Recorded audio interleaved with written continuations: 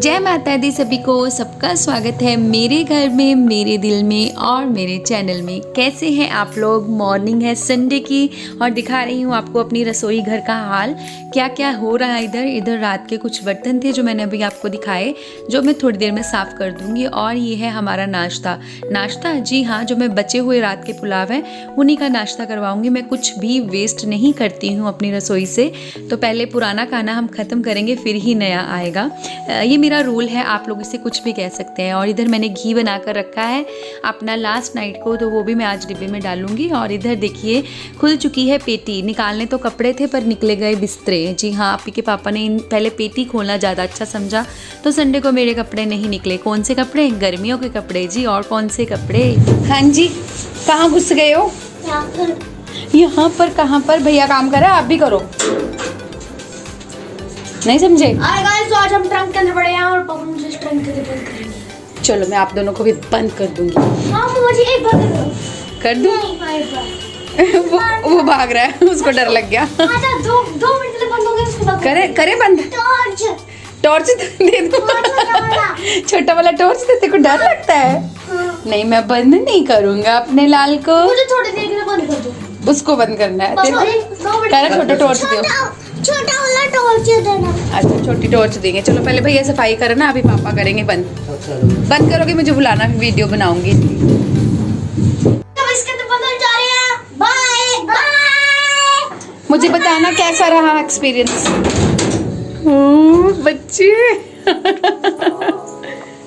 और देखो मैं भी नहीं पापा जी, नहीं बंद करो, अभी बहुत मजा आया। किसको डर लगा? डर किसको लगा? डर लग रहा है? मेरा पुत्र डर गया।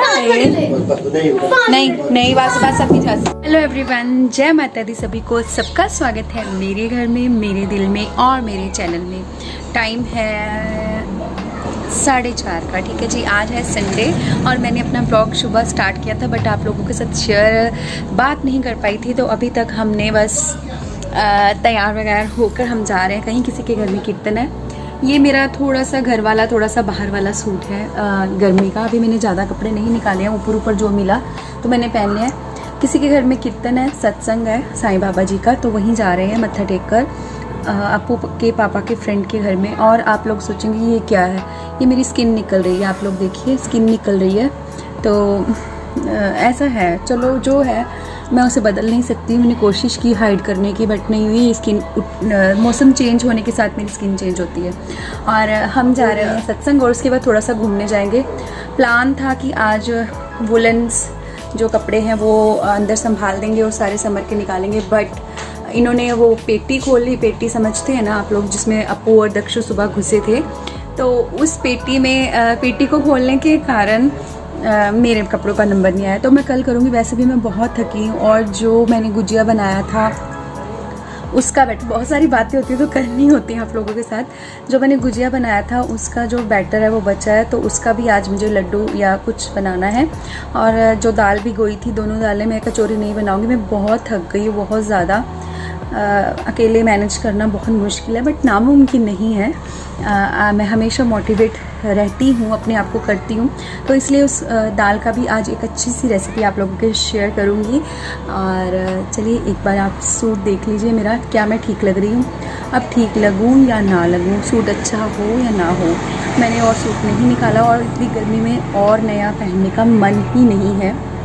तो आप लोग देख लीजिए, अगर अच्छा लग रहा है तब भी बता देना, नहीं अच्छा लग रहा तब भी बता देना। चलिए लुक दिखाती हूँ, फिर हम निकलते हैं, देर हो रही है।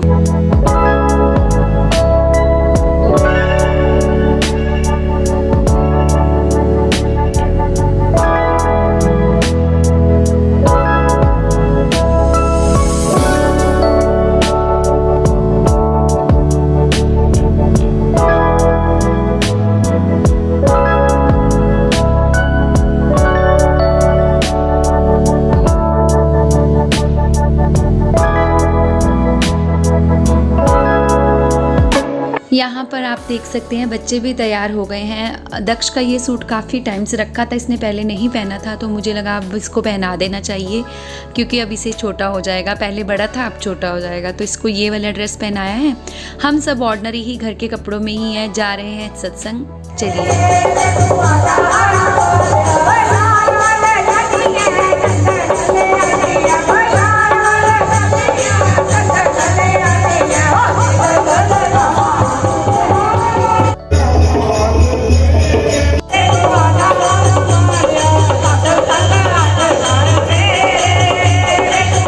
हम लोग थोड़ा सा लेट थे, इसलिए मैं पीछे चेयर पर ही बैठ गई। चेयर पर बैठे थे जहाँ सब, तो मुझे यहाँ जगह मिली, मैं बैठ गई। और बच्चे तो अपना मस्ती कर रहे हैं।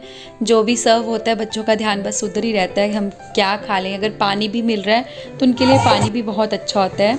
बस सत्संग सुना, वहाँ पे प्रसाद खाया, लंच भी वहीं था हमारा, तो वो भी हमने वहीं पर किया। लंच कह लीजिए, लंच कम डिनर कह लीजिए, क्योंकि शाम का तो टाइम हो चुका था। काफ़ी कुछ खाया, तो भटूरे चने वगैरह थे। और उसके बाद हम आगे चल पड़े। कहाँ? बहुत लॉन्ग ड्राइव पे। नहीं पता था कहाँ जाना है, बिल्कुल नहीं पता था, पर इन्होंने कहा चलो आप लोगों को थोड़ा सा आगे घुमा कर लाता हूँ। एक्चुअली हमारे पठानकोट में ना आप थोड़ा लॉन्ग ड्राइव पे चले जाओ तो माइंड चेंज हो जाता है। बस वही आर्मी एरिया है इधर कुछ साइड में, तो वही उस साइड ना अच्छी सी हवा आती है गर्मी में, बहुत अच्छी सी, उसी साइड लेके जा रहे हैं। तो जाते जाते उसी रास्ते में आगे आता है हमारे पठानकोट का मॉल, जिसका नाम है नोवेल्टी मॉल। तो हमने फिर वहाँ जब वहाँ पहुँचे तो बच्चे का, अप्पू का मन कर गया कि हम वहाँ जाएंगे। आप अभी आगे ये देखिए आ गया है नोवेल्टी मॉल, पर मैंने कहा नहीं, हम अच्छे नहीं दिख रहे हैं, हम नहीं जाएंगे, क्योंकि घर से हम कोई भी प्लान नहीं करके आए। तो हम रिलायंस ट्रेंड्स की तरफ चल पड़े। जाना तो इधर भी अच्छे से चाहिए था, पर चलिए इधर फिर भी बंदा मैनेज कर लेता है, मॉल में तो लोग घूमने आते हैं। तो हमने ट्रेंड्स में जाकर देखा, इधर देखिए अप्पू रूठ गया है मुझसे कि आप मना कर रहे हो बार बार नोवेल्टी जाने के लिए। बट बेटा मैंने इसको बोला कि अभी हमारा नहीं है सिस्टम, हम अच्छे उस लुक में नहीं आए, होता है ना आजकल चलता है, आप लोग समझ सकते हैं। तो ये नाराज़ है, चलिए रिलायंस के अंदर चलते हैं। इधर इसके लिए हमने कपड़े देखने थे, बट सो एक्सपेंसिव। एक पजामा भी जो था वो 1000 से कुछ ऊपर का था, 1200-1300 को, तो उसको क्या फ़ायदा, इतना महंगा बच्चों के लिए नहीं। तो चलिए फिर सोचा कि चलिए नोवेल्टी ही चलते हैं, जैसे भी दिख रहे हैं कोई बात नहीं, इट्स ओके। वहाँ पर जाते हैं। और बच्चों को ये यहाँ पर मेरे अप्रिसिएशन करने के लिए मेरी सब्सक्राइबर भी मिली थी मुझे, और वो मुझे वैसे पर्सनली भी जानती हैं। और चलिए आप लोग देख लीजिए नोवेल्टी में आई लव पठानकोट का जो बढ़िया सा लाइटिंग और फाउंटेन के साथ बहुत अच्छा अपीयर हो रहा था हमारा ये जो सीन था, ये आप लोग देख ही सकते हैं। बहुत ही मज़ा आ रहा था, बहुत पीसफुल लग रहा था। और हम ये आप कह सकते हैं नोवेल्टी के आंगन में ही है, कोर्टयार्ड में। और इधर बस हम लोग थोड़ा बहुत फ़ोटो क्लिक करने लगे, ऊपर नहीं गए हम लोग। क्यों नहीं गए वो आप लोग आगे देखना। दिल तो कर रहा था, मन कर रहा था, पर नहीं गए। और इधर देखिए दक्ष की जिद शुरू हो गई है। शायद सभी बच्चों की माएँ या पापा जानते होंगे, बच्चे करते ही ऐसे हैं। अब इसको तो चाहिए उस पर ड्राइव करने के लिए। ये जाकर बैठ गया दूसरी वाली गाड़ी में, और इसने सोचा अब वो चलेगी। बट मैंने भैया को पर्सनली मना किया, भाई मेरे बच्चे को भी लाइटिंग वाली गाड़ी में ही बिठाकर चलाना, अभी इसको ऐसे ही बैठे रहने दो। तो अब इसको फिर हमने बिठा दिया लाइटिंग वाली गाड़ी में। तो ये बच्चे और माँ दोनों की विश थी जो पूरी हो गई। काका मुझे नहीं लेके जाना, यहाँ बिठाओगे ना बीच में? छोटे बच्चे?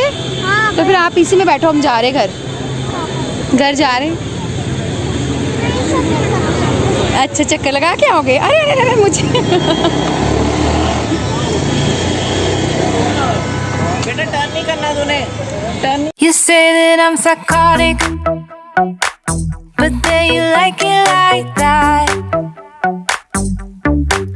It's like every time the conversation changes and I want you right back, right back. You say that I'm hypnotic and that I caught you like that. It's like every time I walk into the room, you know you want what I have, I have. Turn it on, turn it off. Can't tell if I love you right back. Moving in, moving on. Hello friends, तो हम बस यहाँ पर courtyard में ही घूम रहे हैं, अंदर नहीं जा रहे हैं ना अप्पू, अंदर नहीं जा रहे। और अप्पू नाराज़ हो रहा है कि अंदर क्यों। आप हमें खुद ही बताओ, ऐसे जाना चाहिए, हमें पता नहीं था हमें यहाँ आना है। चलो चलो चलो चलो, बिजी बंदे। एनू लाइयो, दिल करता है एनू लाइयो, मैं नहीं जाना। स्टेयर्स चढ़ के चले आ रहा। उसको ले जाओ आप, मैं बाहर खड़ी हूँ, कोई बात नहीं, इसको ले जाओ। तो देखा आप लोगों ने कैसे मेरे से अप्पू नाराज़ हो गया। तो नाराज़ हो गया, ठीक है, उसका नाराज़ होना जायज़ है, बट मेरा भी मना करना जायज़ था। नहीं मुझे कंफर्टेबल लग रहा था। बच्चों को ये बातें शुरू से ही समझनी चाहिए। अगर हम उनकी हर बात टाइम पर पूरी करते रहेंगे तो मुझे लगता है कि वो फिर हर बात मनवाने का हक रखते हैं। मेरा ये मानना है पर्सनली, मुझे बाकियों का नहीं पता ओपिनियन। तो ये जो लाइट्स हैं मैंने अभी आपको बताई हैं, जो दिखा रही हूँ, ये हमारे पठानकोट में न्यू अभी ही लगी हैं, जुहू चौपाटी वाली साइड। और ये हमारी काली माँ का दर्शन कर लीजिए, बहुत प्राचीन मंदिर है, यहाँ पर भी मैं आपको लेके जाऊँगी कभी। और बस रात की मार्केट है। और ये जो है ना सुई धागा, आप इसको ध्यान से देख लीजिए। ये जो शोरूम है ना, मेरे अप्पू के पापा का फेवरेट है। वो मुझे यहाँ से कभी भी ड्रेस दिलाने के लिए रेडी रहते हैं, बट मैं रेडी नहीं होती हूँ क्योंकि इतने पैसे मुझे बिल्कुल भी खर्च करना अच्छा नहीं लगता। शुरुआत ही वहाँ पर 6000 से है। हेलो जी, तो हम वापस आ गए हैं। तो अब मैं जा रही हूँ किचन में। ज़्यादा बात ना करते हुए मैं अपना व्लॉग यहीं से कंटिन्यू करती हूँ। और जो दो रेसिपीज़ बनानी है मुझे बनानी चाहिए। आई थिंक आप लोग इस व्लॉग से अभी तक जुड़े हैं तो आपको ये व्लॉग अच्छा लग रहा होगा। और ज़्यादा नहीं घूमे हैं, मेरे को लगा नहीं कि मैं ठीक हूँ इसलिए। तो चलिए अभी चलते हैं। क्या बोल रही हूँ मुझे कुछ नहीं पता लग रहा अभी। Bye bye. हाँ जी, तो मैं ये जो लेफ़्ट ओवर हमारा बचा है ना होली के सामान का, मैं उनको वेस्ट नहीं करूँगी। आप देखिए बहुत पैसे लगे हैं तो मैं वेस्ट नहीं करूँगी। थोड़ा सा खोया मैंने निकाल लिया था, तो चलिए इसका वही लड्डू बना लेते हैं। तो आप लोगों के साथ रेसिपी में शेयर करती हूँ, ठीक है जी। ये जो ड्राई फ्रूट है, जो खोया है, जो मावा है, वो बच गया था। स्टफिंग थी गुजिया की, बहुत कोशिश की कि गुजिया बना लूँ, बट भैया अब हिम्मत नहीं है, बहुत थक गई हूँ मैं। ये देखिए खोया है, खोया जो है इसको मैंने थोड़ा सा बचा लिया था, बट खोया भी साइड पे रखा है। जो स्टफिंग है वो थोड़ी सी हार्ड हो चुकी थी, इसलिए उसको मैं मिक्सर ग्राइंडर में डालकर अच्छे से पीस लूँगी। और इसको पीसने के बाद इसको मैं निकाल लूँगी एक प्लेट में। तो ये सब बस मैं करती रहती हूँ, थोड़ी बहुत क्रिएटिविटी अपनी किचन में। बस कुछ चीज़ मेरी वेस्ट ना जाए, कूड़े में ना जाए, मेरा बस यही मोटिव रहता है। और जो भी बने अच्छे से सब लोग खा लें, ये भी मेरा मोटिव रहता है। चलिए कढ़ाई चढ़ा दी है मैंने। जो कोकोनट मैंने डेजिकेटेड कोकोनट जो घिसा हुआ नारियल मंगा रखा था वो मैंने डाल दिया कढ़ाई में। घी डालना भूल गई थी, कोई बात नहीं, देसी घी है, ऊपर से भी डाल दो तो चलेगा। तो इसको मैंने ऊपर से डाल दिया। थोड़ा सा अच्छे से भूनने के बाद जब इसमें ब्राउन नज़र आने लग पड़े तो फिर ये आपने भूनना बंद कर देना और इसको भी उसी मिक्सचर में डाल देंगे। और इसके बाद बारी आती है खोए की। खोए में तो घी होता है ऑलरेडी, इसलिए मैंने यहाँ पर दोबारा से घी नहीं डाला। और खोए को कर लेंगे थोड़ा सा भूनकर पतला। पतला करने से क्या होगा कि खोया जो है वो अच्छे से, यही तो हमारे जो लड्डू है उनको बाइंड करेगा। तो चलिए हम इसको डाल लेते हैं अपनी थाली में। और मैं आपको बता दूं कि ये अभी ठंडा था, क्योंकि मिक्सचर ठंडे वाला ज़्यादा था और मतलब गरम वाला खोया थोड़ा कम था, इसलिए मैंने इसको बाद में ओवन में भी डाला था।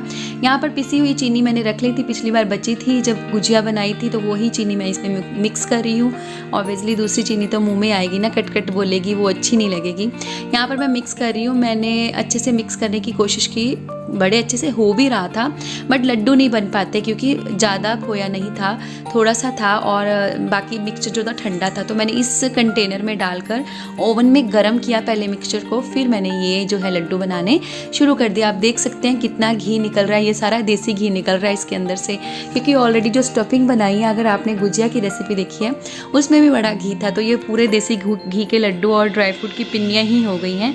बहुत ही शानदार औसम लड्डू बने हैं, आप लोग ट्राई कर सकते हैं ये लड्डू भी, अगर आपकी स्टफिंग बच गई है। आज का व्लॉग कैसा लगा? अगर अच्छा लगा तो प्लीज़ यार प्लीज़ इस मीठे लड्डू की तरह मीठा मीठा प्यार देके जाइए। लाइक करिए, शेयर करिए, सब्सक्राइब करिए। हमेशा याद रखिए, लव यू ऑल। जय माता दी। अपना ख्याल रखना।